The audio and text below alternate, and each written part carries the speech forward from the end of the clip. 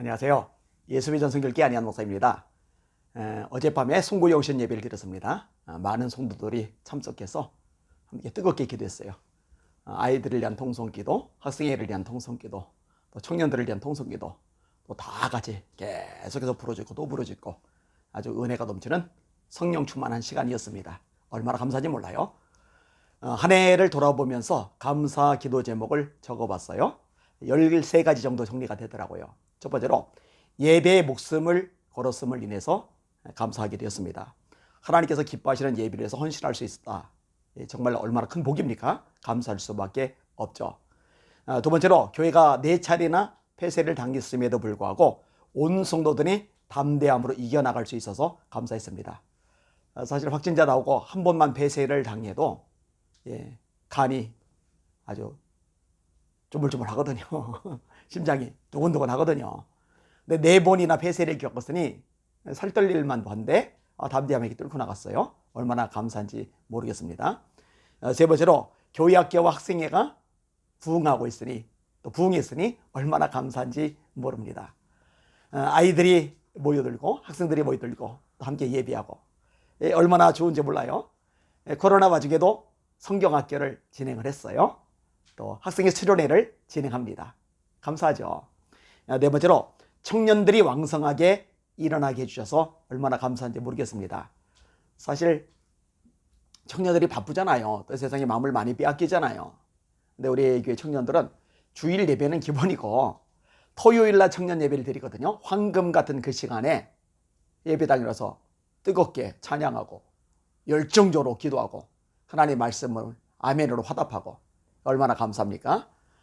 다섯 번째로 2부 예배로 드리던 예수비전 성결교회가 4부로 예배를 드리게 되었습니다. 그만큼 성도들이 많아진 거예요. 정말 감격스럽기만 합니다.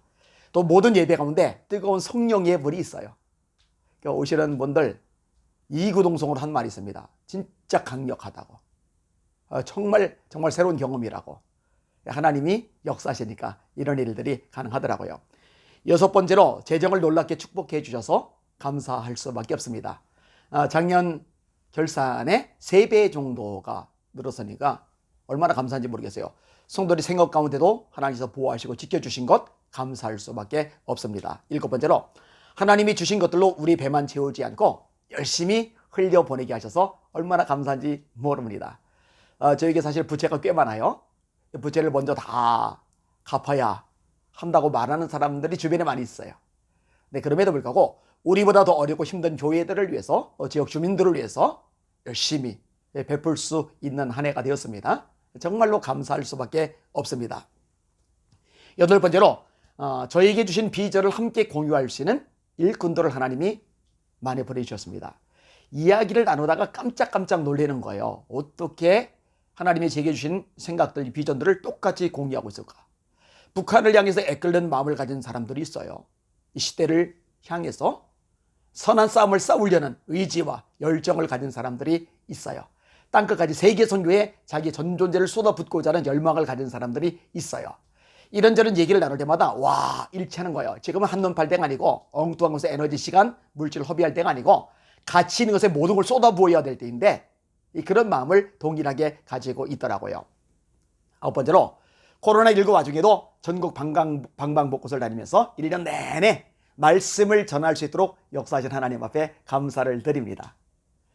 사실 홍길동처럼 분신술을 익혔으면 좋겠다. 머털도사처럼 머리털 하나 뽑아서 분신하는 사람 하나 만들어내면 좋겠다. 이런 생각이 들 만큼 정신없이 지냈어요. 그런데 주님을 위해서 피곤하고 또 지치고 이렇게 어려울 수 있다는 것은 특권이요 복이라고 생각을 합니다. 정말 하나님 앞에 감사를 드립니다.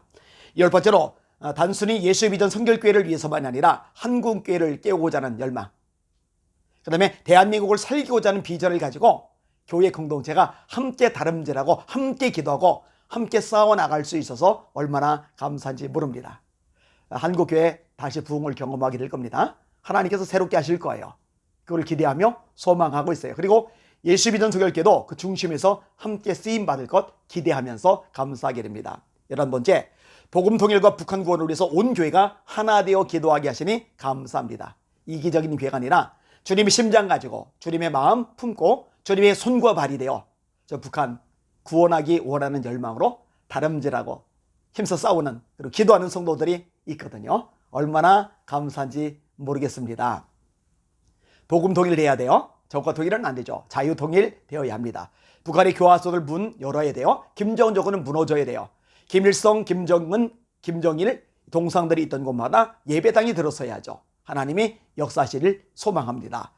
12번째로 주님의 지상 명령인 전도와 선교를 위해 전력을 다하는 교회가 되기 위해서 얼마나 감사한지 모릅니다.